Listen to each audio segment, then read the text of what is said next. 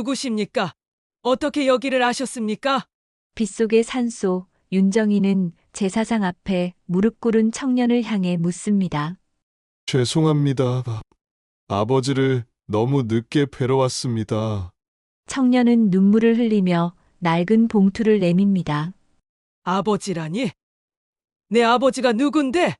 윤정희의 목소리가 떨립니다. 봉투 속 사진, 도윤이 여인과 아이를 안고 웃고 있습니다. 그 아이가 저입니다. 청년의 고백에 윤정희는 그 자리에 주저앉습니다. 말도 안 돼. 말도 안 되는 일이야. 윤정희의 비명이 묘역에 울려 퍼집니다. 그 안에는 아무도 몰랐던 비밀이 담겨 있었습니다. 한 통의 전화로 시작된 하루가 재벌가를 뒤흔들게 됩니다. 여러분, 오늘 이야기가 궁금하시다면 구독과 좋아요 부탁드립니다. 여러분의 작은 관심이 더 좋은 이야기를 만드는 큰 힘이 됩니다. 알림 설정까지 해두시면 새로운 이야기를 가장 먼저 만나보실 수 있습니다. 그럼 그날 아침으로 돌아가 보겠습니다. 서울 근교의 고급 주택가, 이른 아침부터 비가 내리고 있었습니다. 윤정이는 검은 한복을 꺼내 들고 한참을 망설이다 천천히 옷을 입기 시작했죠. 거울 앞에 선 그녀의 얼굴엔 깊은 주름이 자리 잡고 있었고 눈가엔 지난 세월의 무게가 그대로 드러나 있었습니다. 60대 초반 재벌가의 며느리로 살아온 시간이 결코 가볍지 않았다는 걸 그녀의 표정이 말해주고 있었습니다. 한복 저고리를 여미며 윤정이는 서랍장 위에 놓인 낡은 사진 액자를 바라봤습니다. 그 안엔 젊은 시절의 도윤이 환하게 웃고 있었죠. 대학교 졸업식 날 찍은 사진이었습니다. 그날 도윤은 얼마나 행복해 보였는지 윤정이는 그 모습을 떠올리며 가슴이 먹먹해졌습니다. 시간은 흘러도 그리움은 조금도 옅어지지 않았습니다. 오늘은 아들 도윤의 기일이었습니다. 벌써 10년이 흘렀지만 윤정희에게 그날은 여전히 어제 일처럼 생생했죠. 젊은 나이에 교통사고로 세상을 떠난 아들, 그 빈자리는 아무리 시간이 흘러도 채워지지 않았습니다. 30대 초반의 나이 앞으로 펼쳐질 인생이 무궁무진했던 아들이 그렇게 갑자기 떠나버렸습니다. 윤정이는 그날의 전화를 받았을 때의 충격을 아직도 잊을 수 없었습니다. 거실 한쪽에 마련된 제단 앞으로 걸어가며 윤정이는 깊은 한숨을 내쉬었습니다. 제단 위엔 도윤의 영정사진이 놓여 있었고 그 옆으로 정갈하게 차려진 제사 음식들이 자리하고 있었죠. 윤정이가 직접 새벽부터 준비한 음식들이었습니다. 도윤이 생전에 좋아하던 갈비찜, 잡채, 그리고 과일까지 하나하나 정성스럽게 차려놓았습니다. 집안 식구들은 이제 제사에 참석하지 않았지만 윤정이는 홀로라도 아들을 위한 제사를 지내왔습니다. 윤정이는 무릎을 꿇고 앉아 남편의 유품인 은제 묵주를 손에 쥐었습니다. 차갑고 무거운 묵주알이 손바닥에 닿는 감촉이 낯설지 않았죠. 남편이 세상을 떠난 후 이 묵주는 윤정희에게 유일한 위로였습니다. 남편 역시 도윤을 잃은 슬픔을 견디지 못하고 5년 전 세상을 떠났습니다. 심장마비라고 했지만 윤정희는 알고 있었습니다.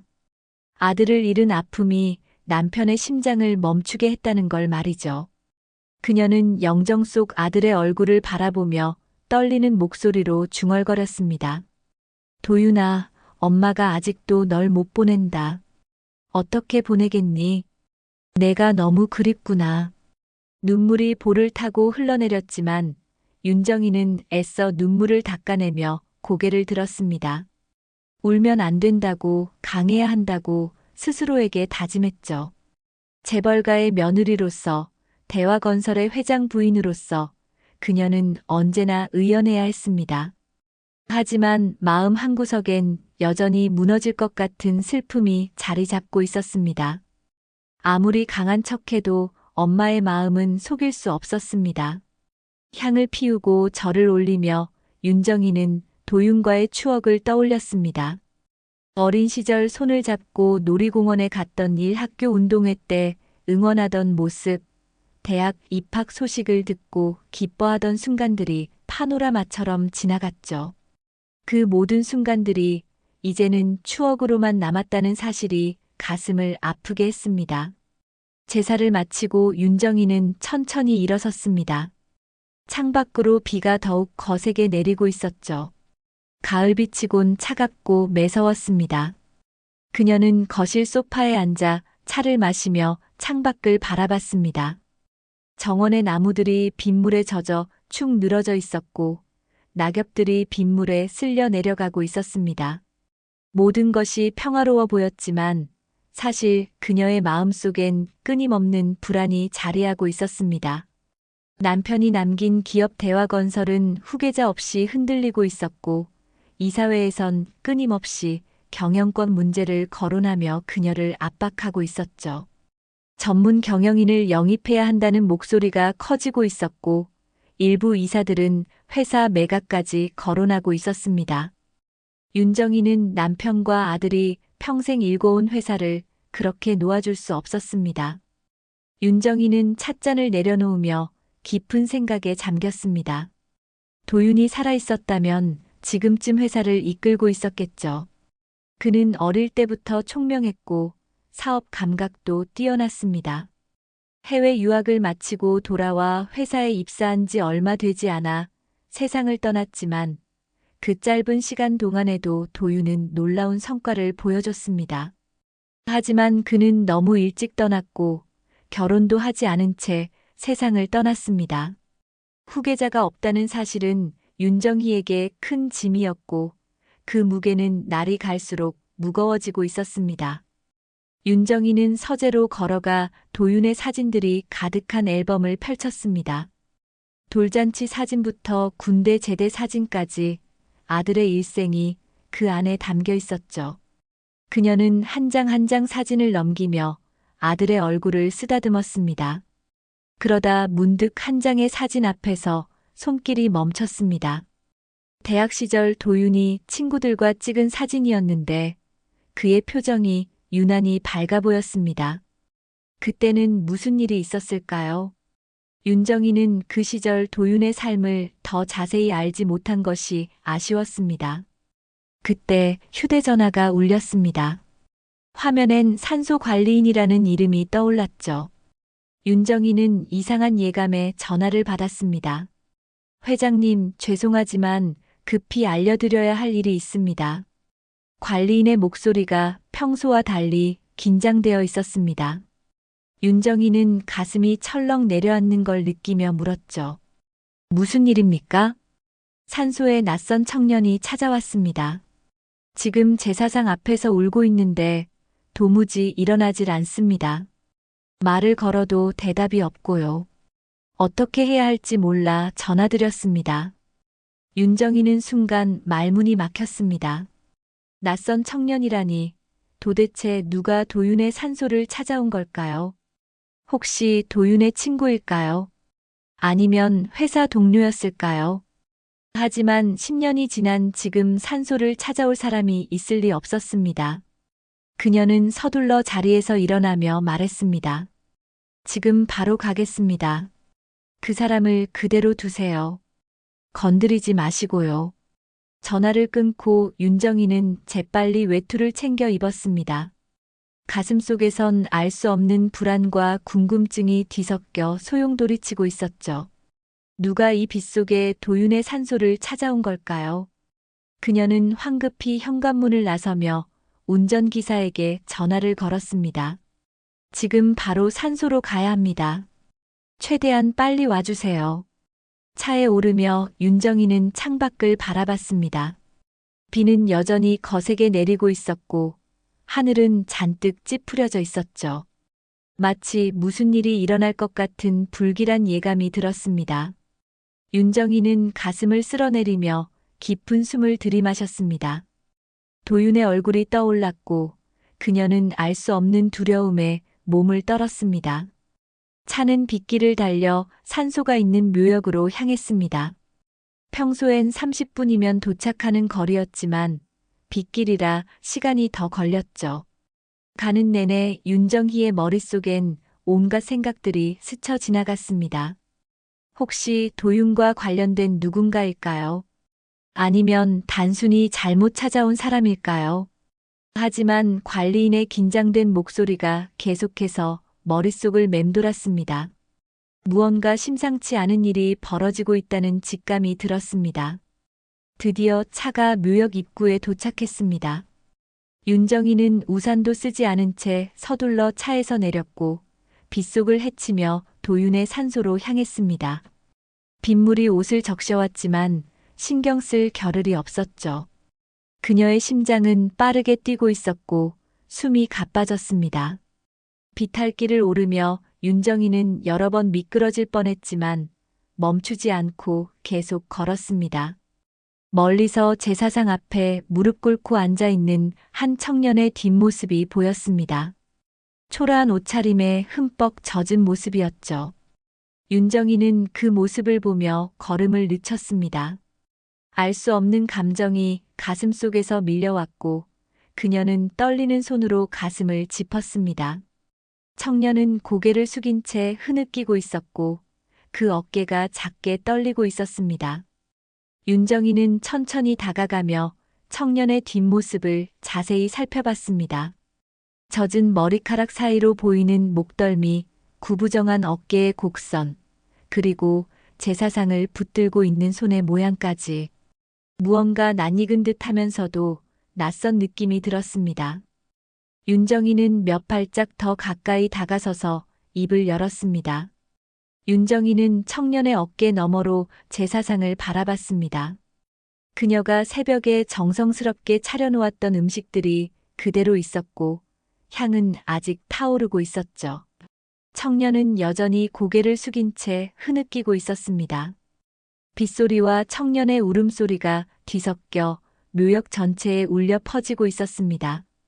윤정희는 떨리는 목소리로 물었습니다. 누구십니까?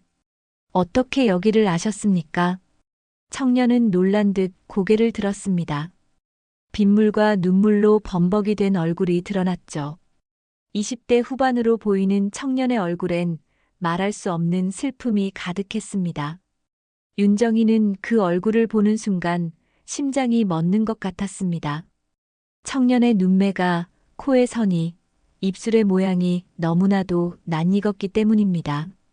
청년은 황급히 무릎을 꿇으며 고개를 숙였습니다. 죄송합니다. 죄송합니다. 이렇게 갑자기 찾아뵈어서 정말 죄송합니다. 윤정희는 청년의 목소리를 들으며 가슴이 두근거렸습니다. 무언가 설명할 수 없는 감정이 밀려왔죠. 그녀는 한 걸음 더 가까이 다가서며 물었습니다. 도대체 누구냐고 물었습니다. 어떻게 여기를 알았습니까? 청년은 고개를 들어 윤정희를 바라봤습니다. 그의 눈빛엔 두려움과 간절함이 동시에 담겨 있었죠. 그는 떨리는 손으로 젖은 옷 주머니에서 무언가를 꺼냈습니다. 비닐에 쌓인 낡은 봉투였습니다. 청년은 그 봉투를 윤정희에게 조심스럽게 내밀었습니다. 이걸 보시면 아실 겁니다. 제가 왜 여기 왔는지 말입니다. 윤정희는 떨리는 손으로 봉투를 받아들었습니다. 봉투 겉면에는 낡은 글씨로 대화건설 윤도윤이라고 적혀 있었죠. 윤정희의 손이 심하게 떨렸습니다. 이건 분명 도윤의 글씨였습니다. 그녀는 아들의 글씨를 한눈에 알아볼 수 있었죠. 이게 대체 뭡니까? 어디서 이걸 구했습니까? 청년은 눈물을 닦으며 대답했습니다. 어머니가 돌아가시기 전에 제게 주셨습니다. 이걸 가지고 언젠가 아버지를 찾아뵈라고 하셨습니다. 윤정희는 청년의 말에 귀를 의심했습니다. 아버지라니 무슨 말인지 이해할 수 없었죠. 그녀는 황급히 봉투를 뜯었습니다. 안에는 오래된 사진 몇 장과 편지 한 통이 들어 있었습니다. 첫 번째 사진을 꺼내든 순간 윤정희는 그 자리에 주저앉을 뻔했습니다. 사진 속엔 젊은 시절의 도윤이 한 여인과 함께 서 있었습니다. 도윤은 환하게 웃고 있었고 여인은 아이를 품에 안고 있었죠. 그 여인의 얼굴을 본 순간 윤정희의 머릿속이 하얗게 변했습니다. 지연이라니. 윤정희는 무의식 중에 그 이름을 내뱉었습니다. 사진 속 여인은 지연이었습니다. 도윤이 한때 사랑했던, 그러나 집안의 반대로 헤어질 수밖에 없었던 그 여인이었죠. 간호사였던 지연은 집안의 눈밖에 났고 윤정희는 시어머니의 압박에 못 이겨 둘을 갈라놓았습니다. 청년은 조심스럽게 말했습니다. 제 어머니 이름이 박지연입니다. 그리고 저는 이하준이라고 합니다. 윤정희는 떨리는 손으로 다음 사진을 꺼냈습니다. 갓난아이를 안고 있는 지연의 모습이었죠. 그리고 그 다음 사진엔 조금 자란 아이가 도윤과 함께 놀이터에서 놀고 있는 모습이 담겨 있었습니다. 윤정희는 믿을 수 없다는 표정으로 청년을 바라봤습니다. 이게 무슨 말입니까? 도윤이는 결혼도 안 했습니다. 아이가 있을 리 없습니다. 하주는 주머니에서 또 다른 서류를 꺼냈습니다. 비닐에 쌓인 친자 확인서였죠. 그는 그걸 윤정희에게 내밀며 말했습니다. 어머니가 돌아가시기 전에 병원에서 검사를 받으셨습니다. 아버지의 머리카락을 보관하고 계셨거든요. 이게 그 결과입니다. 윤정희는 친자 확인서를 펼쳤습니다. 거기엔 명확하게 윤도윤과 이하준의 친자 관계가 99% 이상의 확률로 확인된다고 적혀 있었습니다. 윤정희의 손에서 서류가 떨어졌고 그녀는 그 자리에 주저앉았습니다. 말도 안 됩니다. 이건 말도 안 되는 일입니다. 하주는 무릎을 꿇고 윤정희 앞으로 다가왔습니다. 그는 눈물을 흘리며 말했습니다. 저도 믿고 싶지 않았습니다. 어머니가 돌아가시기 전까지 아버지가 누군지도 몰랐습니다. 그냥 아버지는 일찍 돌아가셨다고만 들었죠. 그런데 어머니가 임종 직전에 모든 걸 말씀해 주셨습니다. 제 아버지가 윤도윤이라고, 그분은 저를 정말 사랑했다고 말입니다. 윤정희는 하준의 얼굴을 자세히 바라봤습니다. 이제야 왜 낯익다고 느꼈는지 알 것 같았죠. 하준의 눈은 도윤의 눈이었고 코는 도윤의 코였으며 입술 모양까지 도윤과 똑같았습니다. 윤정희는 떨리는 손으로 하준의 얼굴을 쓰다듬었습니다. 도윤이를 닮았구나. 정말 많이 닮았어. 하준은 윤정희의 손길에 눈물을 쏟아냈습니다. 그는 흐느끼며 말했습니다. 죄송합니다. 아버지를 이렇게 늦게 찾아뵈어서 정말 죄송합니다. 어머니가 살아계실 때 왔어야 했는데 용기가 나지 않았습니다. 윤정희는 봉투 안에 들어있던 편지를 펼쳤습니다. 그건 도윤이 지연에게 쓴 편지였죠. 편지엔 이렇게 적혀 있었습니다. 지연아, 미안해. 내가 너를 지키지 못했어. 우리 아이를 지키지 못했어. 집안 때문에, 어머니 때문에 너희를 포기해야 했어. 하지만 내 마음만은 변하지 않았어. 언젠가 반드시 너희를 찾아갈게. 우리 아이를 꼭 안아줄게. 조금만 기다려줘. 윤정희는 편지를 읽으며 눈물을 흘렸습니다. 도윤이 이런 아픔을 안고 살았다니 그녀는 전혀 몰랐습니다. 아니, 알려고 하지 않았던 건지도 몰랐죠.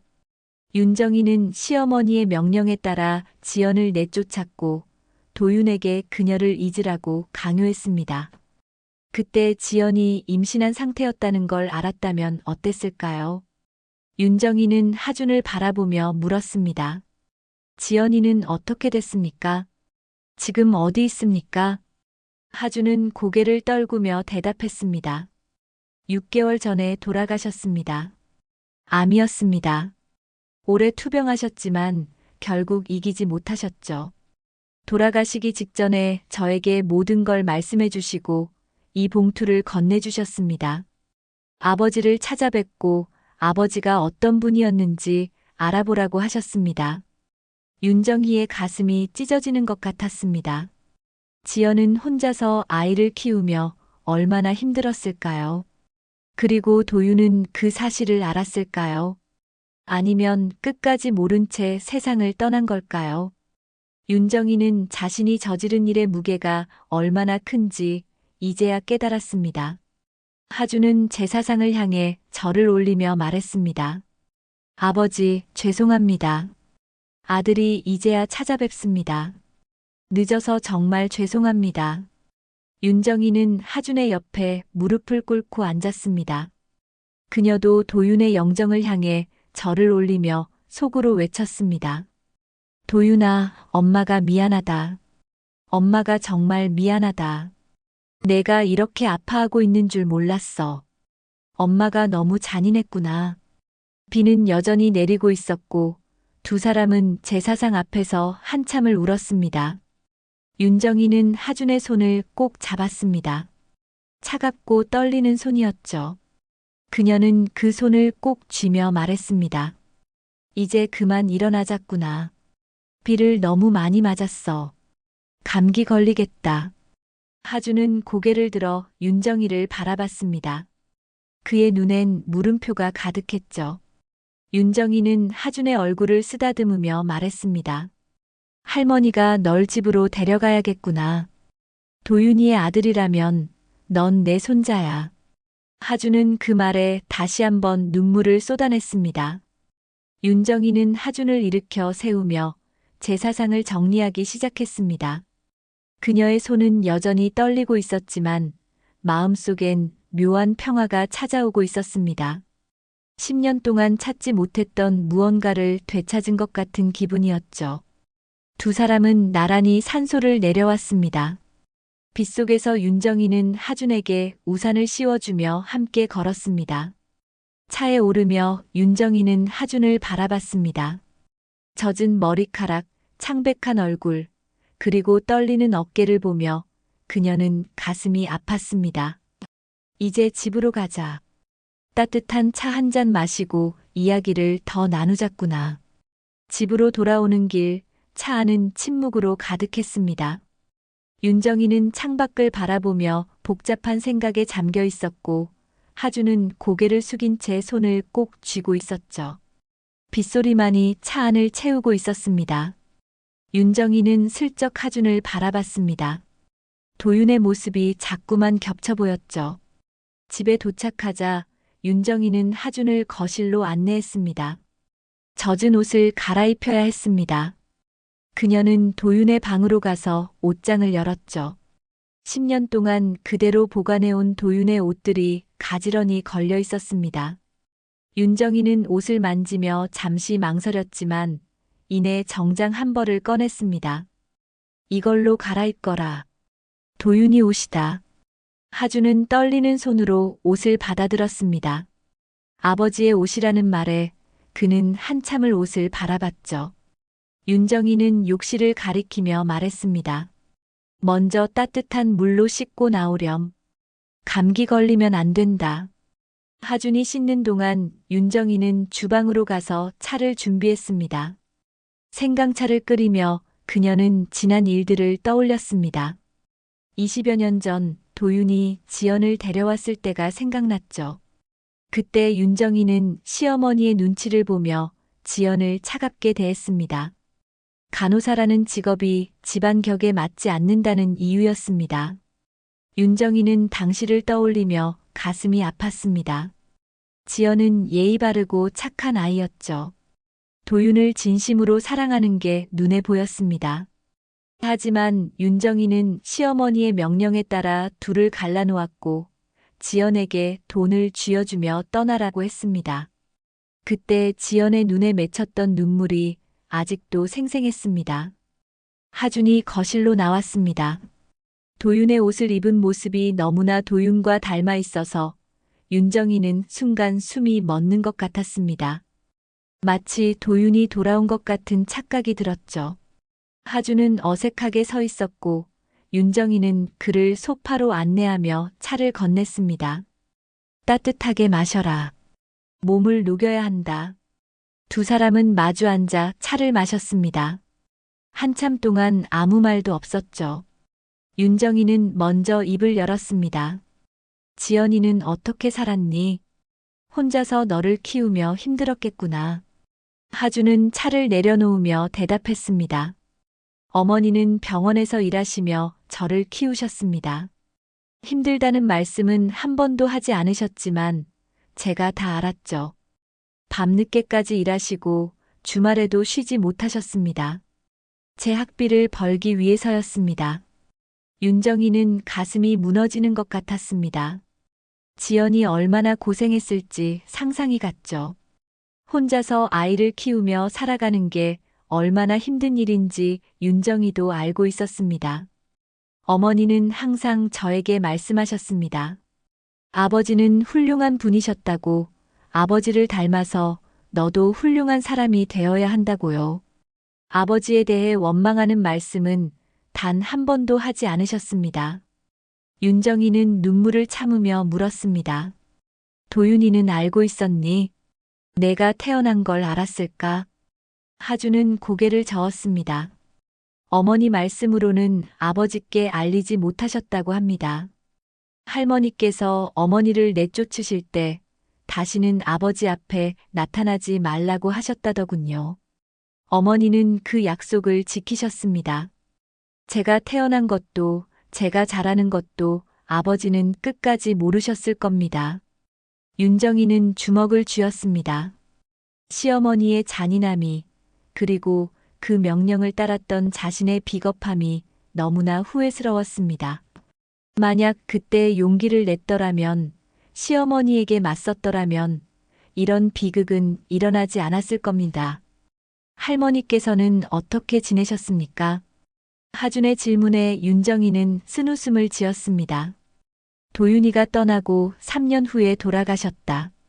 아들을 잃은 슬픔을 이기지 못하셨지. 하준은 조심스럽게 물었습니다. 할머니께서는 제 존재를 아셨을까요? 윤정이는 고개를 저었습니다. 아니다. 아무도 몰랐어. 나도 오늘 처음 알았다. 윤정이는 자리에서 일어나 서재로 향했습니다. 그곳엔 도윤의 물건들이 그대로 보관되어 있었죠. 그녀는 오래된 서류함을 뒤지기 시작했습니다. 무언가 단서가 있을 거라는 생각이 들었습니다. 한참을 뒤지던 중 서랍 깊숙한 곳에서 작은 USB를 발견했습니다. 이게 뭘까? 윤정이는 USB를 들고 서재의 컴퓨터를 켰습니다. 하준도 따라 들어왔죠. USB를 꽂자 폴더 하나가 나타났고 그 안엔 영상 파일 하나가 있었습니다. 윤정이는 떨리는 손으로 영상을 재생했습니다. 화면에 도윤의 얼굴이 나타났습니다. 녹화 날짜를 보니 도윤이 세상을 떠나기 한 달 전이었죠. 도윤은 카메라를 향해 말하기 시작했습니다. 엄마, 이 영상을 보고 계시다면 저는 아마 이 세상에 없을 겁니다. 엄마께 꼭 드리고 싶은 말씀이 있어서 이렇게 남깁니다. 윤정이는 화면 속 아들을 바라보며 눈물을 흘렸습니다. 도윤은 계속 말했습니다. 엄마, 저에게는 사랑하는 사람이 있었습니다. 박지연이라는 여자입니다. 엄마께서 기억하실 겁니다. 집안의 반대로 헤어져야 했던 그 사람이요. 하지만 엄마, 저는 지연이를 잊을 수가 없습니다. 며칠 전 우연히 길에서 지연이를 봤습니다. 아이를 데리고 있더군요. 그 아이가 제 아이일 거라는 확신이 듭니다. 윤정이는 손으로 입을 막았습니다. 도윤이 알고 있었다는 사실에 충격을 받았죠. 도윤은 영상에서 계속 말했습니다. 지연이에게 다가가려 했지만 용기가 나지 않았습니다. 제가 아무것도 해줄 수 없을 것 같았거든요. 엄마, 만약 제가 세상을 떠난다면 부탁이 있습니다. 제 아이를 찾아주세요.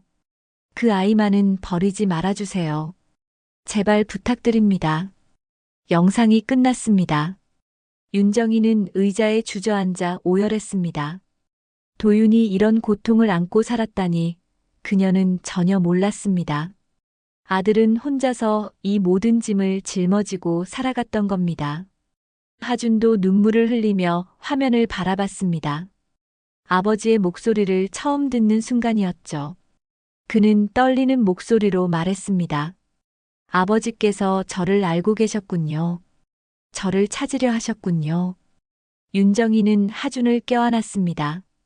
두 사람은 한참을 그렇게 울었죠. 윤정이는 하준의 등을 쓰다듬으며 말했습니다. 미안하다. 정말 미안하다. 할머니가 너무 늦게 알았구나. 도윤이의 마지막 부탁을 이제야 들었구나. 하준은 윤정희의 품에서 흐느꼈습니다. 윤정희는 그를 꼭 안으며 다짐했습니다. 이제라도 도윤의 아들을 지켜야겠다고, 손자를 품에 안아야겠다고 말이죠. 두 사람은 한참을 그렇게 있다가 거실로 돌아왔습니다. 윤정희는 하준에게 물었습니다. 넌 지금 뭘 하고 있니? 학교는 다니고 있니? 하준은 고개를 끄덕였습니다. 대학원에 다니고 있습니다. 건축학을 전공하고 있습니다. 윤정희는 놀라며 물었습니다. 건축학이라니. 도윤이도 건축을 전공했단다. 하준은 쓸쓸하게 웃었습니다. 어머니께서 아버지가 건축가였다고 말씀해 주셨습니다. 그래서 저도 아버지의 길을 따라가고 싶었습니다. 윤정희는 하준의 손을 꼭 잡았습니다. 이 아이는 아버지를 한 번도 만나지 못했지만 아버지를 닮아가려 애썼던 겁니다. 윤정희는 가슴이 벅차올랐습니다. 이제 할머니가 널 돌봐줄게. 도윤이의 아들이니까 넌 내 손자야. 그날 밤 윤정희는 잠을 이룰 수 없었습니다. 침대에 누워 천장을 바라보며 온갖 생각에 잠겨 있었죠. 하준은 도윤의 방에서 자고 있었습니다. 10년 만에 그 방에 사람의 기척이 느껴진다는 사실이 윤정희에게는 묘한 위안이 되었습니다. 윤정희는 자리에서 일어나 서재로 향했습니다. 책상 위엔 아직도 도윤의 USB가 놓여 있었죠. 그녀는 다시 한번 컴퓨터를 켜고 USB 안을 살펴봤습니다. 혹시 다른 파일이 있을까 싶어서였습니다. 폴더를 뒤지던 중 윤정희는 문서 파일 하나를 발견했습니다. 제목은 지연에게라고 적혀 있었죠. 윤정희는 떨리는 손으로 파일을 열었습니다. 그건 도윤이 지연에게 쓴 편지였습니다. 지연아, 오늘 너를 봤어. 아이를 데리고 시장을 걷는 모습을 말이야. 너무 보고 싶었는데 다가갈 용기가 나지 않았어. 내가 너희에게 다가가면 또다시 집안의 압박이 시작될 거야. 너와 우리 아이를 힘들게 할 거야. 그래서 멀리서 바라보는 것만으로 만족해야 했어. 윤정희는 편지를 읽으며 눈물을 흘렸습니다. 도윤이 얼마나 괴로워했을지 상상이 갔죠. 하지만 지연아, 언젠가는 너희를 데리러 갈 거야. 내가 더 강해지면, 집안의 압박을 이겨낼 수 있을 만큼 강해지면 반드시 갈게. 우리 아이의 이름은 뭐니? 아들일까, 딸일까? 나를 닮았을까, 너를 닮았을까? 궁금한 게 너무 많아.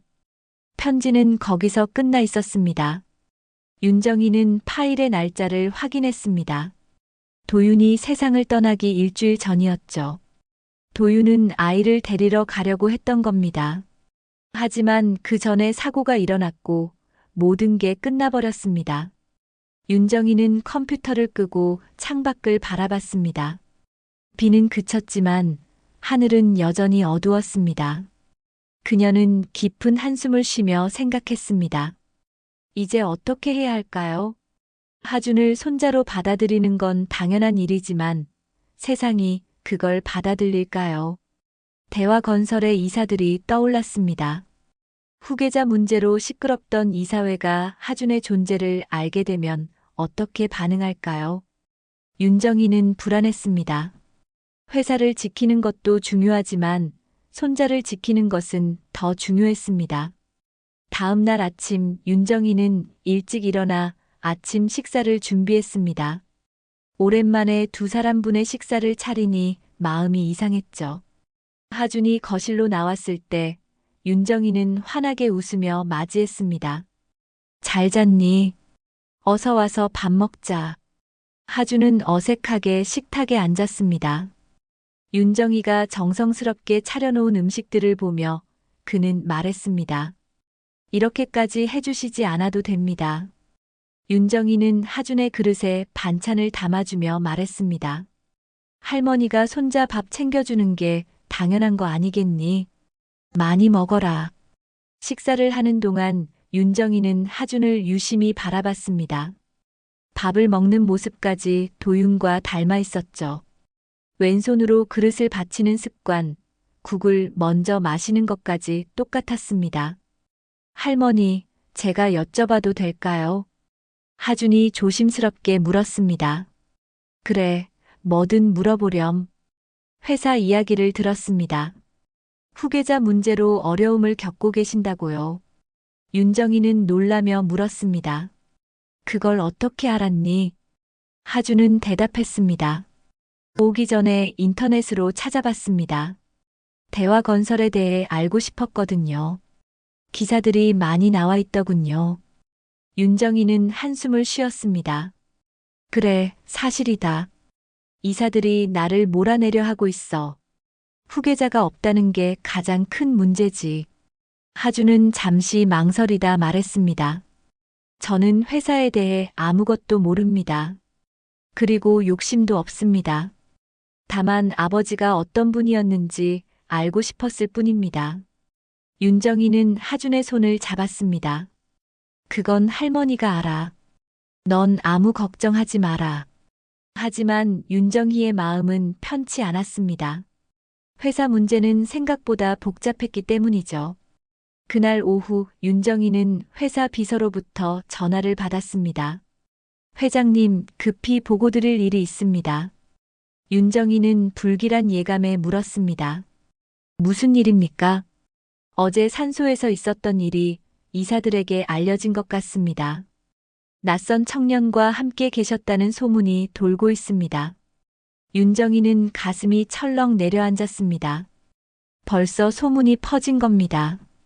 산소 관리인이나 운전기사가 입을 놀린 게 분명했죠. 이사회에서 긴급 회의를 소집하겠다고 합니다. 내일 오전 10시입니다. 전화를 끊고 윤정이는 깊은 생각에 잠겼습니다. 이사회에서 하준에 대해 캐묻기 시작하면 어떻게 해야 할까요? 사실대로 말해야 할까요? 아니면 숨겨야 할까요? 그날 저녁 윤정이는 하준과 함께 거실에 앉아 이야기를 나눴습니다. 하준아, 할머니가 솔직하게 물어볼게. 넌 정말 회사에 대한 욕심이 없니? 하준은 고개를 끄덕였습니다. 네, 정말입니다. 저는 그저 아버지를 알고 싶었을 뿐입니다. 할머니를 만나고 싶었을 뿐입니다. 윤정이는 하준의 눈을 바라봤습니다. 거짓말을 하는 것 같지 않았죠. 하지만 세상은 그렇게 보지 않을 겁니다. 사람들은 하준이 재산을 노리고 나타났다고 생각할 겁니다. 하준아, 내일 회사에서 회의가 있다. 이사들이 너에 대해 물어볼 거야. 할머니가 어떻게 대답해야 할까? 하준은 잠시 생각하다 말했습니다. 사실대로 말씀하세요. 저는 아버지의 아들이라고, 할머니의 손자라고 말입니다. 숨길 필요 없습니다. 윤정이는 하준의 용기에 놀랐습니다. 이 젊은이는 생각보다 강했습니다. 하지만 그러면 내가 힘들어질 거야. 사람들의 의심과 비난을 받게 될 거야. 하준은 담담하게 말했습니다. 괜찮습니다. 저는 진실만 말하면 됩니다. 그것만으로 충분합니다.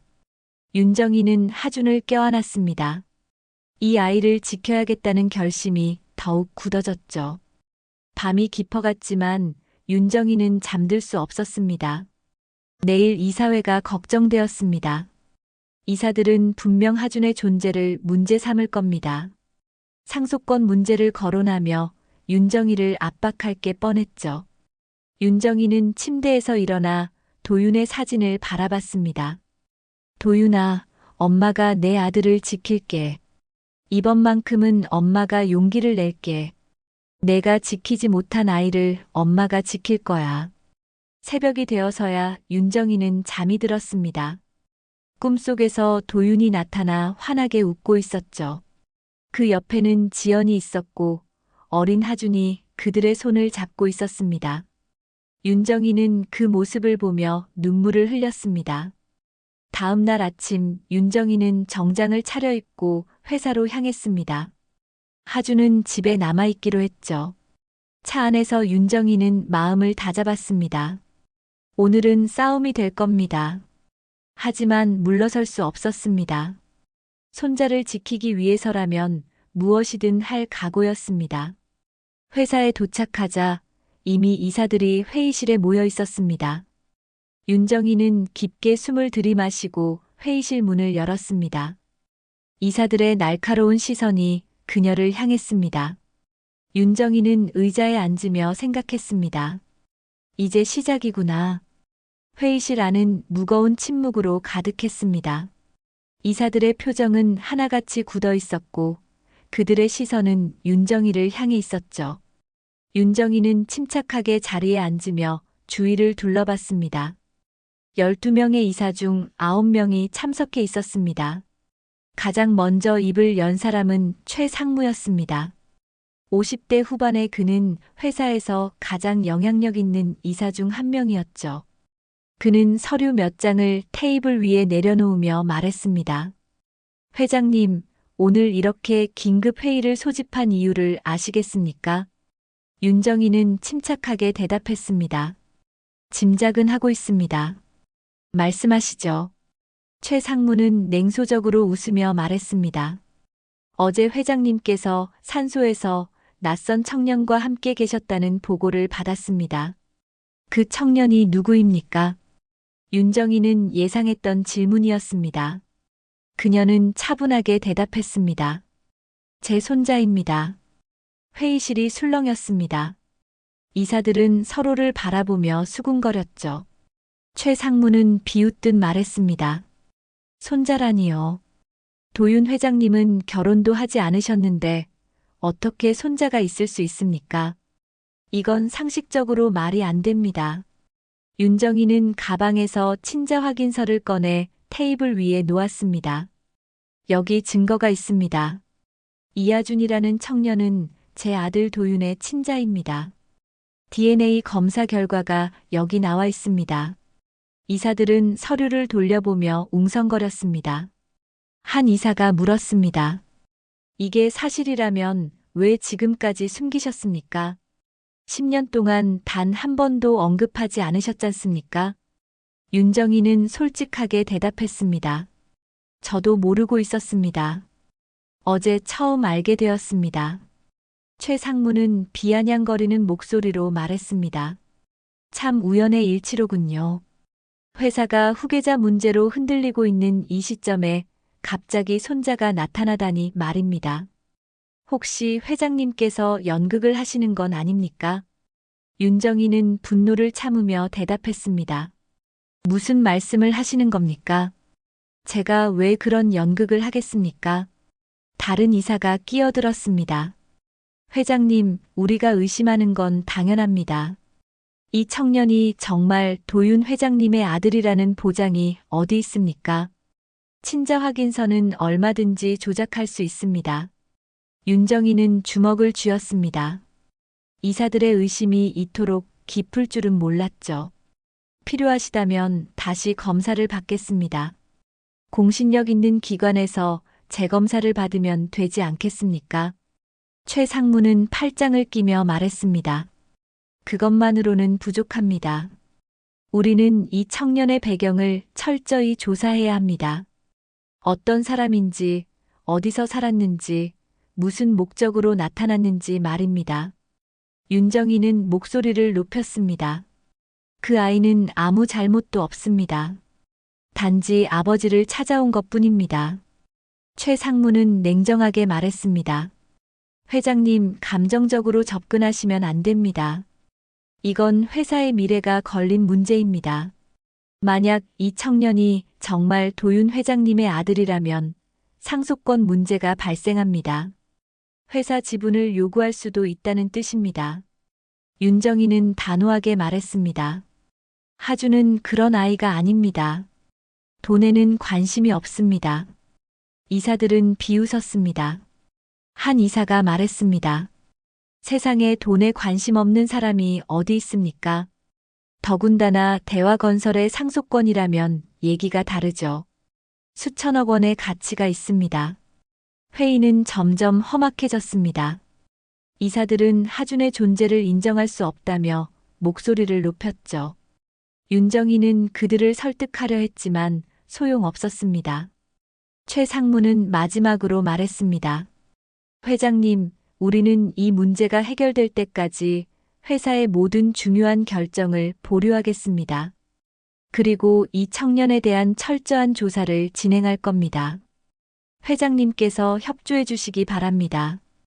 윤정희는 의자를 박차고 일어섰습니다. 여러분은 지금 제 손자를 범죄자 취급하고 계십니다.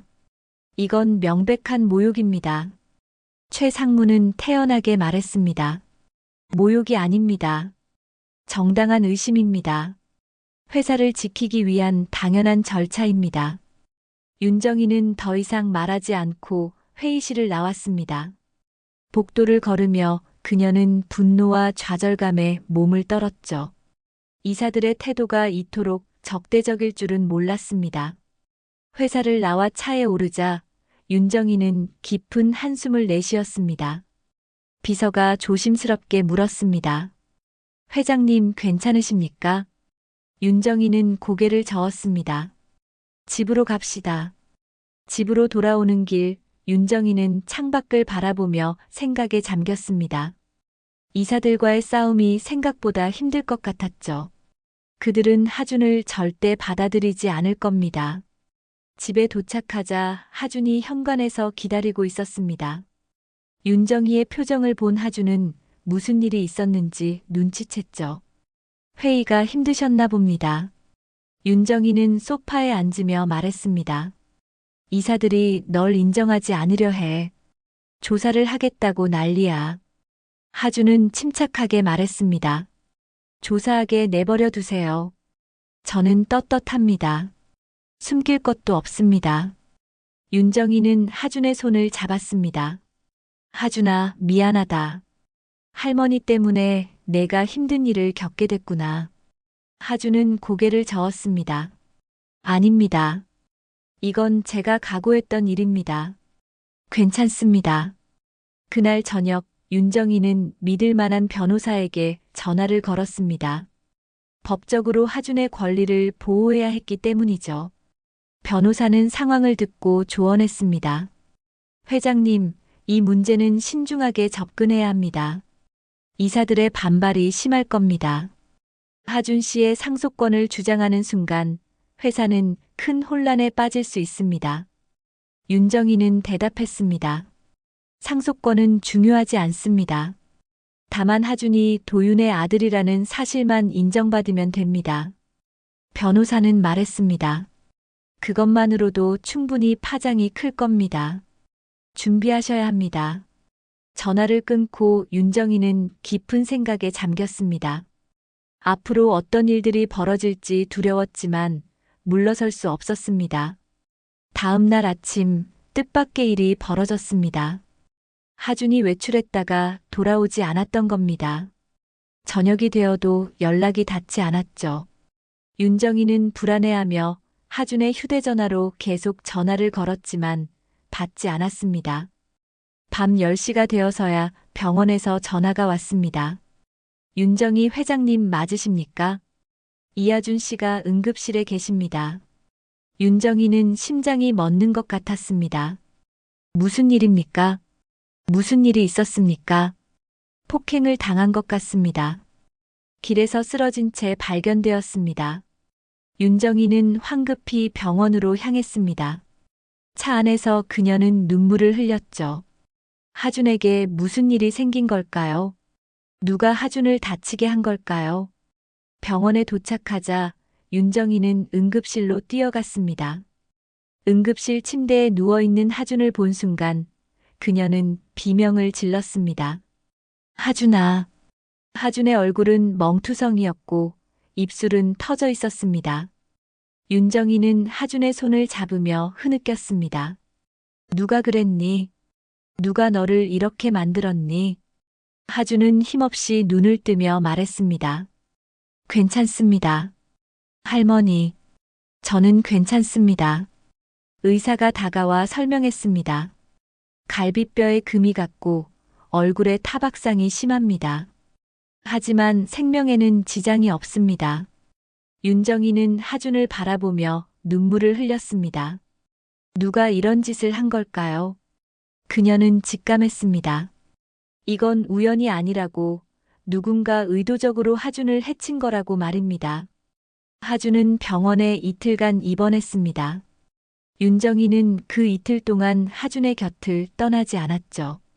밤새 간호하며 하준의 손을 꼭 잡고 있었습니다. 하준이 잠든 사이에도 윤정이는 눈을 떼지 못했습니다. 혹시라도 또 무슨 일이 생길까 두려워서였죠. 경찰이 병원으로 찾아왔습니다. 사건을 조사하기 위해서였습니다. 형사는 하준에게 물었습니다. 범인의 얼굴을 보셨습니까? 몇 명이었습니까? 하준은 침대에 기대어 앉으며 대답했습니다. 3명이었습니다. 하지만 얼굴은 보지 못했습니다. 마스크와 모자를 쓰고 있었거든요. 갑자기 뒤에서 공격당했습니다. 형사는 수첩에 메모하며 물었습니다. 무슨 말을 하던가요? 아무 말도 없었습니까? 하준은 잠시 망설이다 대답했습니다. 한 사람이 말했습니다. 얌전히 돌아가라고, 여기는 내가 있을 곳이 아니라고 했습니다. 윤정이는 그 말을 듣고 주먹을 쥐었습니다. 누군가 의도적으로 하준을 내쫓으려 한 겁니다. 그리고 그 배후에 누가 있는지 윤정이는 짐작할 수 있었죠. 형사는 명함을 남기며 말했습니다. 주변을 수사하겠습니다. 폐쇄회로 텔레비전 영상도 확인해 보겠습니다. 생각나는 게 있으면 연락 주십시오. 형사가 나간 후 윤정이는 하준에게 물었습니다. 하준아, 정말 아무것도 기억나지 않니? 범인에 대한 단서가 전혀 없니? 하준은 고개를 저었습니다. 죄송합니다. 너무 갑작스러워서 아무것도 보지 못했습니다. 윤정이는 하준의 손을 잡으며 말했습니다. 할머니가 반드시 범인을 찾아낼 거야. 누가 감히 내 손자를 이렇게 만들었는지 꼭 밝혀낼 거야. 태어나는 날 윤정이는 하준을 집으로 데려왔습니다. 하준은 여전히 움직이기 힘들어했고 갈비뼈 통증 때문에 걷는 것도 조심스러워했죠. 윤정이는 하준을 방까지 부축해주며 침대에 눕혔습니다. 푹 쉬어라. 할머니가 죽이라도 끓여줄게. 하준은 윤정이를 바라보며 말했습니다. 할머니, 제가 여기 있어서 할머니만 힘드십니다. 제가 떠나는 게 낫지 않을까요? 윤정이는 깜짝 놀라며 말했습니다. 무슨 소리를 하는 거니? 넌 어디도 가면 안 돼. 이제 겨우 만났는데 어디를 가겠다는 거니? 하준은 쓸쓸하게 웃으며 말했습니다. 제가 있으면 할머니만 힘들어지십니다. 회사 이사들도 반대하시고 이렇게 위험한 일도 생기고요. 차라리 제가 사라지는 게 모두를 위해 나을 것 같습니다. 윤정이는 하준의 손을 꼭 잡았습니다. 안 돼. 절대 안 돼. 할머니가 이제 널 지킬 거야. 도윤이가 지키지 못한 내가 할머니만큼은 꼭 지킬 거야. 알았지. 하준은 눈물을 글썽이며 고개를 끄덕였습니다. 그날 오후 윤정이는 사설탐정사무소에 전화를 걸었습니다. 폭행 사건의 배후를 찾아야 했기 때문이죠. 탐정은 며칠 후 결과를 가지고 집으로 찾아왔습니다. 회장님, 조사 결과를 말씀드리겠습니다. 탐정은 서류를 펼치며 설명했습니다.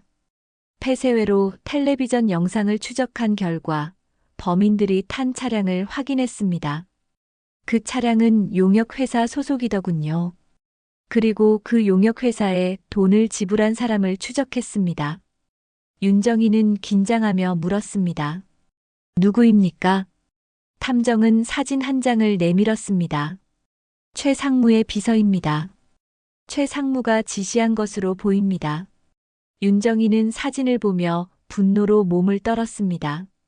최 상무가 이런 짓을 저질렀다니 믿을 수 없었습니다. 아니, 어쩌면 예상했던 일일지도 몰랐죠. 증거가 확실합니까? 탐정은 고개를 끄덕였습니다.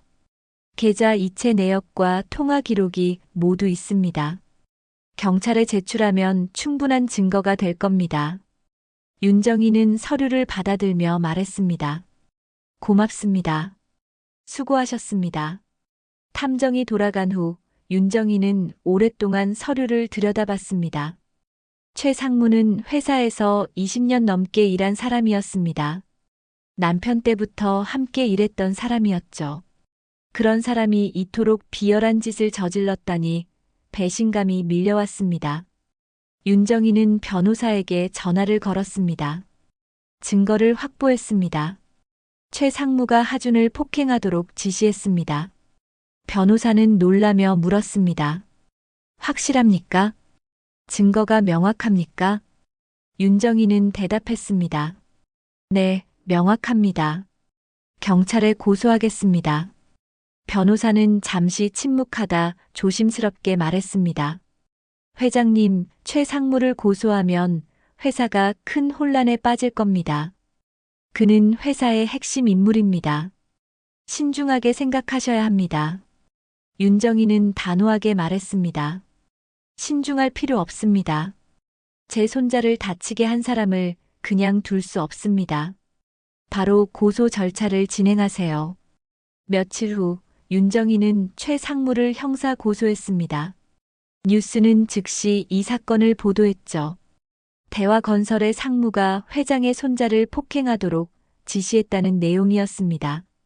언론은 이 사건에 큰 관심을 보였고 회사는 순식간에 혼란에 빠졌습니다. 이사회는 긴급 회의를 소집했습니다. 윤정이도 참석했죠.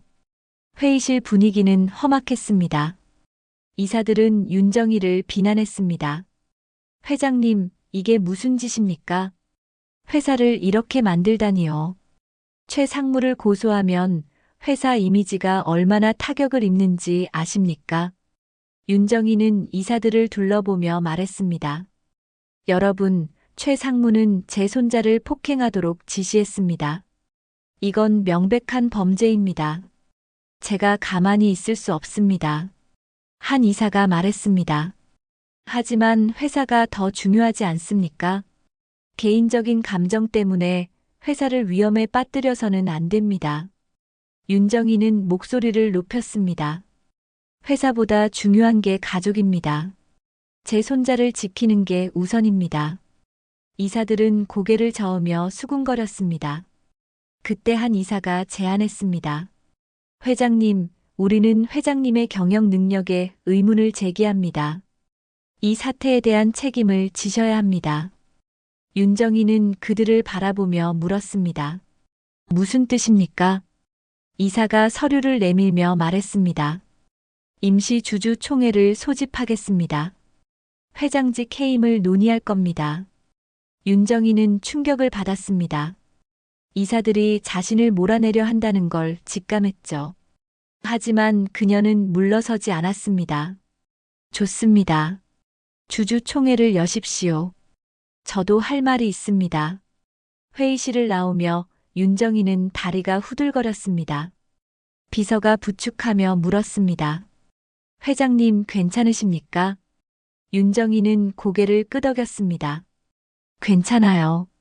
이제 정말 싸워야겠어요.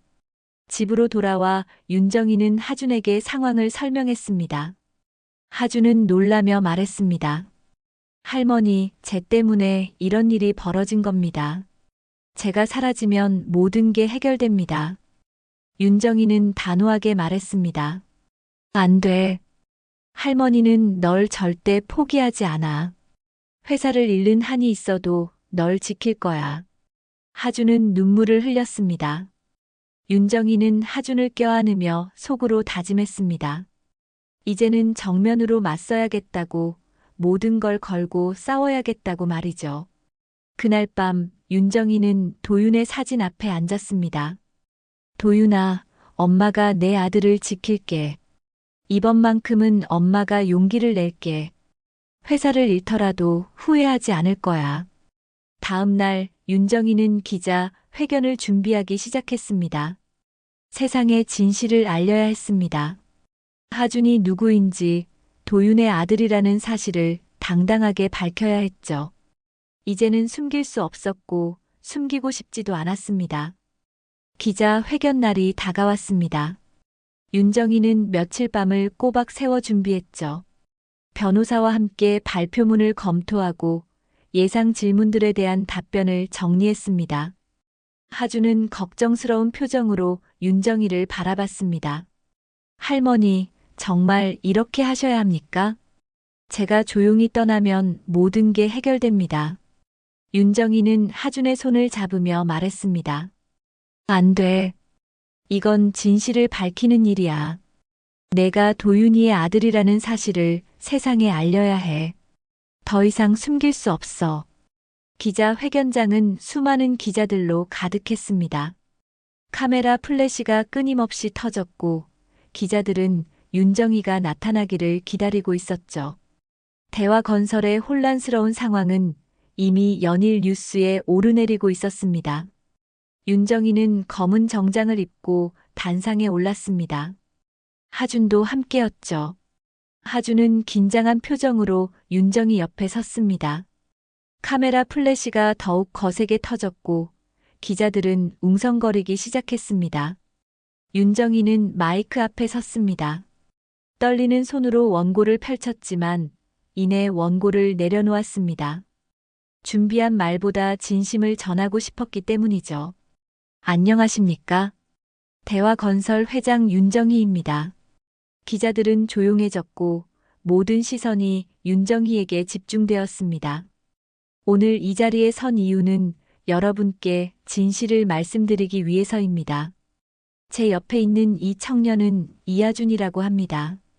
그리고 이 청년은 제 아들 윤도윤의 친자입니다. 기자들이 술렁이기 시작했습니다. 카메라 셔터 소리가 빗발쳤죠. 10년 전 세상을 떠난 제 아들에게는 사랑하는 사람이 있었습니다. 박지연이라는 여성이었습니다. 하지만 집안의 반대로 둘은 헤어져야 했습니다. 그리고 그때 지연 씨는 임신 중이었습니다. 윤정이는 잠시 말을 멈추고 눈물을 닦았습니다. 저는 그 사실을 몰랐습니다. 제 아들도 끝까지 확신하지 못했습니다. 하지만 하준이가 찾아왔고 친자 확인을 통해 제 손자라는 사실을 알게 되었습니다. 기자 한 명이 손을 들며 물었습니다. 회장님, 그렇다면 왜 지금까지 숨기셨습니까? 윤정이는 솔직하게 대답했습니다. 저도 며칠 전에야 알게 되었습니다. 하준이가 아버지의 산소를 찾아왔고 그제야 모든 사실을 알게 된 겁니다. 다른 기자가 물었습니다. 상속 문제는 어떻게 하실 겁니까? 하준 씨가 상속권을 주장할 수 있지 않습니까? 윤정이는 하준을 바라보며 말했습니다. 상속 문제는 중요하지 않습니다. 저는 단지 제 손자를 가족으로 인정받고 싶을 뿐입니다. 도윤이의 아들이라는 사실을 세상에 알리고 싶습니다. 그때 하준이 마이크 앞으로 나섰습니다. 윤정이는 놀라며 하준을 바라봤죠. 하준은 떨리는 목소리로 말하기 시작했습니다. 안녕하십니까? 이하준입니다. 기자들은 일제히 카메라를 하준에게 향했습니다. 저는 돈이나 회사에 관심이 없습니다. 단지 아버지가 누구였는지 알고 싶었을 뿐입니다. 어머니께서 돌아가시기 전에 아버지에 대해 말씀해 주셨습니다. 아버지는 훌륭한 분이셨다고 저를 사랑했을 거라고 하셨습니다. 하준의 목소리가 떨렸습니다. 저는 한 번도 아버지를 만나지 못했습니다. 아버지의 목소리도 얼굴도 기억나지 않습니다. 하지만 할머니를 만나고 아버지에 대해 알게 되면서 제 안의 빈자리가 조금씩 채워지는 것 같습니다. 기자들은 하준의 말에 조용히 귀를 기울였습니다. 저는 대화건설의 상속권을 주장하지 않겠습니다. 저에게 필요한 건 돈이나 회사가 아니라 가족입니다. 아버지의 이름을 되찾는 것, 그것만으로 충분합니다. 하주는 윤정이를 바라보며 말했습니다. 할머니께서 저를 받아주신 것만으로도 감사합니다. 이제야 제게도 가족이 생겼습니다. 윤정이는 눈물을 흘리며 하준의 손을 잡았습니다. 기자들의 카메라가 두 사람을 향했고 셔터 소리가 끊이지 않았습니다. 기자 회견이 끝나고 윤정희와 하준은 회견장을 빠져나왔습니다. 복도에서 윤정희는 하준을 껴안았습니다. 고맙다. 내가 용기를 내줘서 정말 고맙구나. 하준도 윤정희를 안으며 눈물을 흘렸습니다. 할머니, 저야말로 감사합니다. 저를 지켜주셔서요. 그날 저녁 기자 회견은 모든 뉴스에 보도되었습니다. 여론은 둘로 나뉘었죠.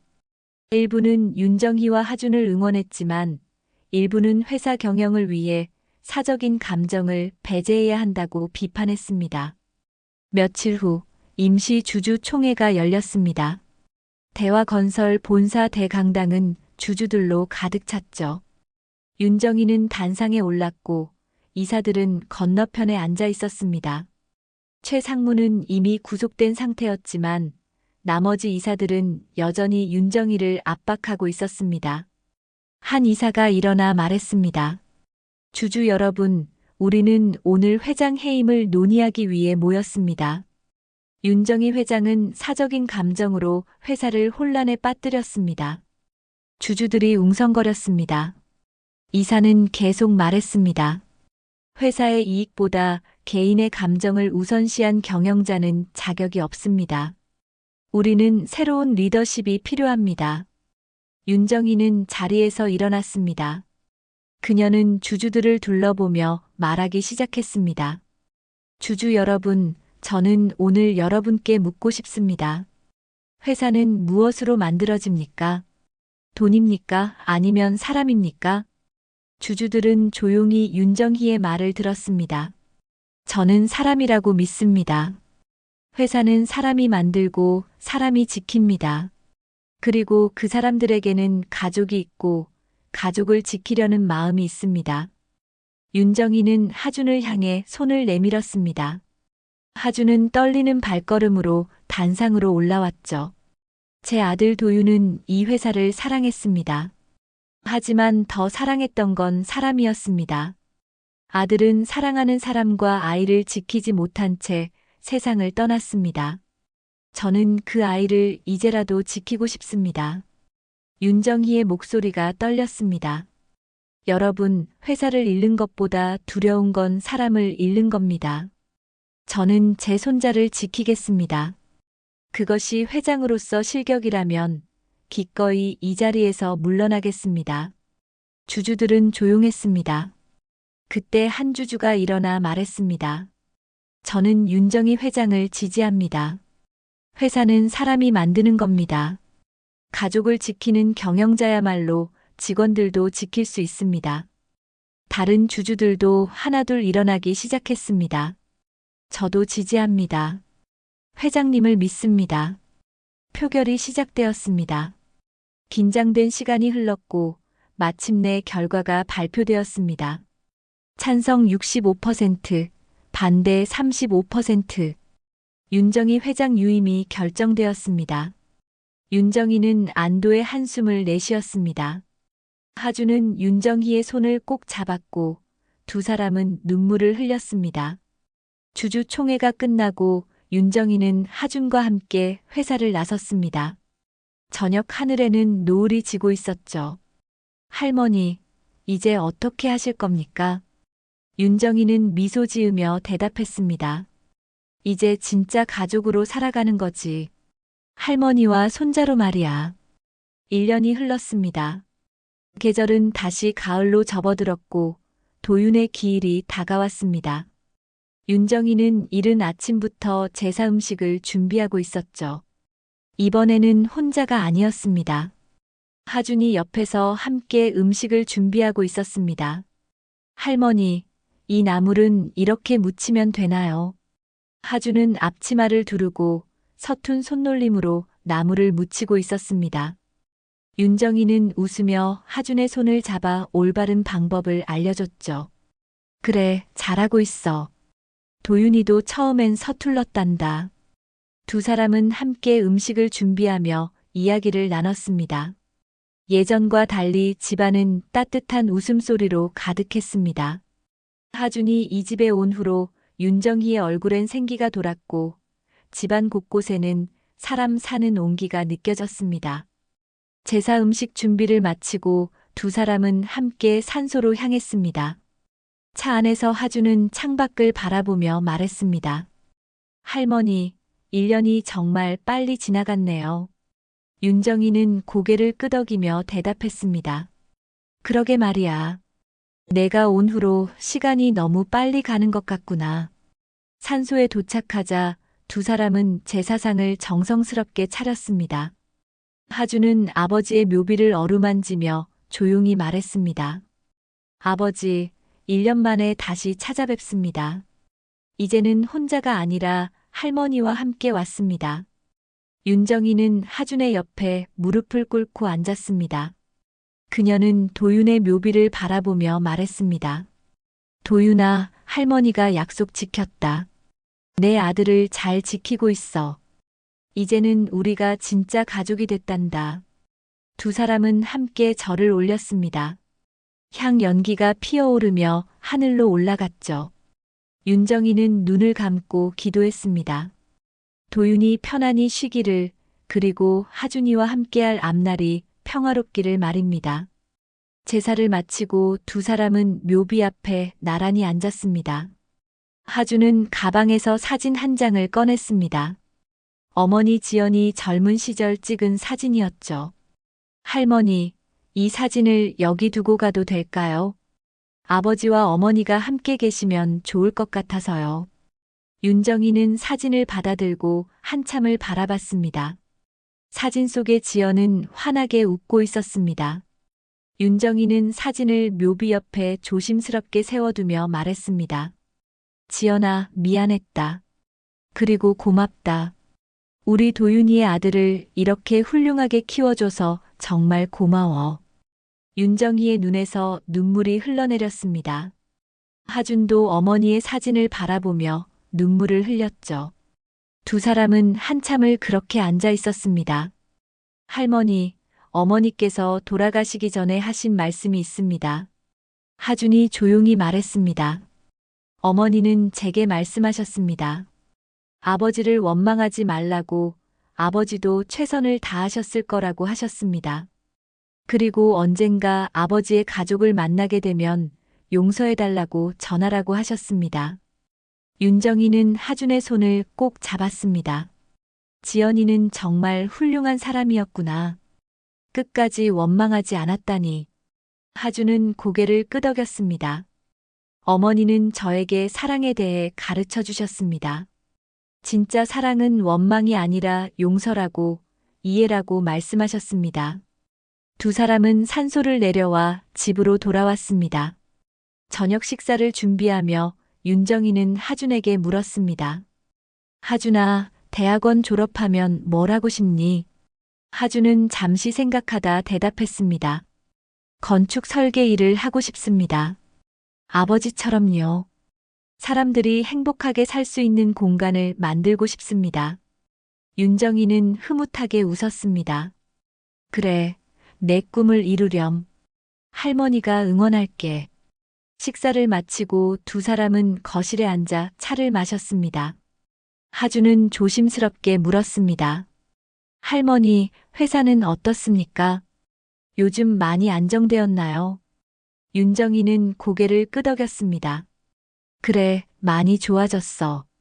새로운 이사들도 들어왔고 회사 분위기도 많이 달라졌단다. 이제는 사람을 먼저 생각하는 회사가 됐어. 하준은 미소 지으며 말했습니다. 다행입니다.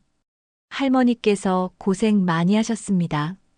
윤정이는 하준의 손을 잡으며 말했습니다. 하준아, 할머니가 너에게 부탁이 하나 있다. 하준은 진지한 표정으로 물었습니다.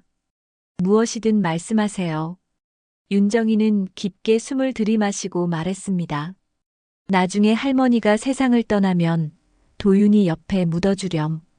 그리고 지연이의 유골함도 함께 모셔주면 좋겠구나. 우리 모두 한 곳에 있으면 좋겠어. 하주는 눈물을 글썽이며 대답했습니다. 할머니, 그런 말씀하지 마세요. 할머니는 오래오래 건강하셔야 합니다. 윤정이는 웃으며 말했습니다. 그래도 언젠가는 갈 날이 있잖니. 그때를 위해 미리 부탁하는 거야. 하주는 고개를 끄덕이며 약속했습니다. 알겠습니다. 꼭 그렇게 하겠습니다. 그날 밤 윤정이는 침대에 누워 천장을 바라봤습니다. 1년 전 이맘때를 떠올렸죠. 그때는 너무나 외롭고 힘들었습니다. 하지만 지금은 달랐습니다. 하준이라는 손자가 생겼고 다시 가족의 의미를 깨달았습니다. 윤정이는 도윤의 사진을 바라보며 속으로 말했습니다. 도윤아, 고맙다. 내가 남긴 선물을 엄마에게 보내줘서 고맙구나. 이제 엄마는 외롭지 않단다. 다음 날 아침 윤정희와 하주는 함께 산책을 나갔습니다. 집 근처 공원을 걸으며 두 사람은 이런저런 이야기를 나눴죠. 낙엽이 떨어지는 가을 공원은 고요하고 평화로웠습니다. 할머니, 저 정말 행복합니다. 하준이 갑자기 말했습니다. 할머니를 만나고 아버지에 대해 알게 되고 진짜 가족이 생긴 것 같아서 행복합니다. 윤정이는 하준의 어깨를 감싸며 말했습니다. 할머니도 행복하단다. 내가 와줘서 할머니에게 다시 살아갈 이유를 줘서 고맙구나. 두 사람은 벤치에 앉아 하늘을 바라봤습니다. 파란 하늘에 구름이 천천히 흘러가고 있었죠. 윤정이는 하준에게 물었습니다. 하준아, 너에게 가족이란 뭐니? 하준은 잠시 생각하다 대답했습니다. 서로를 이해하고 용서하는 것, 그리고 함께 있어주는 것이 가족인 것 같습니다. 윤정이는 고개를 끄덕이며 말했습니다. 그래, 맞아. 가족은 함께 있어주는 거야. 좋을 때나 힘들 때나 서로의 곁을 지켜주는 게 가족이란다. 해가 저물어갈 무렵 두 사람은 집으로 돌아왔습니다. 윤정이는 도윤의 방으로 들어가 창문을 열었습니다. 시원한 바람이 방 안으로 들어왔죠. 방 안에는 이제 하준의 물건들이 자리 잡고 있었습니다. 책상 위에는 건축 관련 책들이 쌓여 있었고 벽에는 하준이 그린 설계 도면들이 붙어 있었습니다. 윤정이는 미소 지으며 방을 둘러봤습니다. 이 방에 다시 생명이 깃든 것 같았습니다.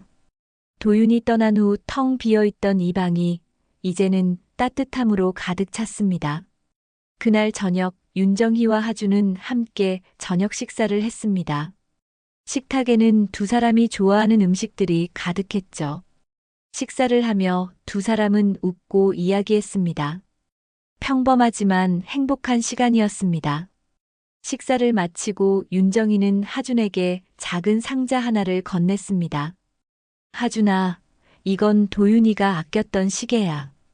이제 내가 가져라. 하준은 상자를 열었습니다. 안에는 고급스러운 손목시계가 들어있었죠. 하준은 조심스럽게 시계를 꺼내 들었습니다. 할머니, 이렇게 귀한 걸 제가 가져도 됩니까? 윤정이는 고개를 끄덕였습니다. 그래, 내가 가져야지.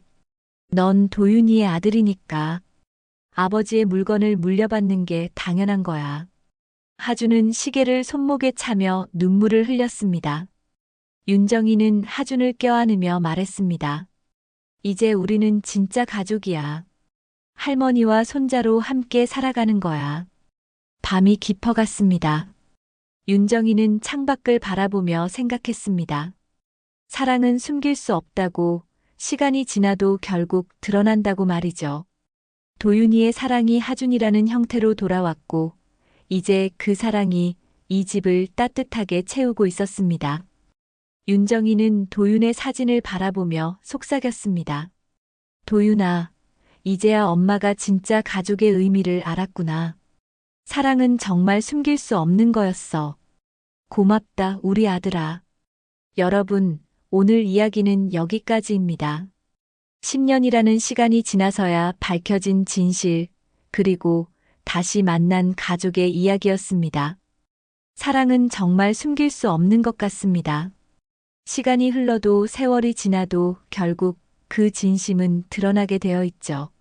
오늘 이야기가 여러분의 마음에 와닿으셨다면 좋아요 버튼 꾹 눌러주시고요. 구독과 알림 설정으로 다음 이야기도 함께 해주세요. 그리고 댓글로 여러분의 생각을 들려주시면 정말 감사하겠습니다. 오늘도 함께 해주셔서 감사합니다.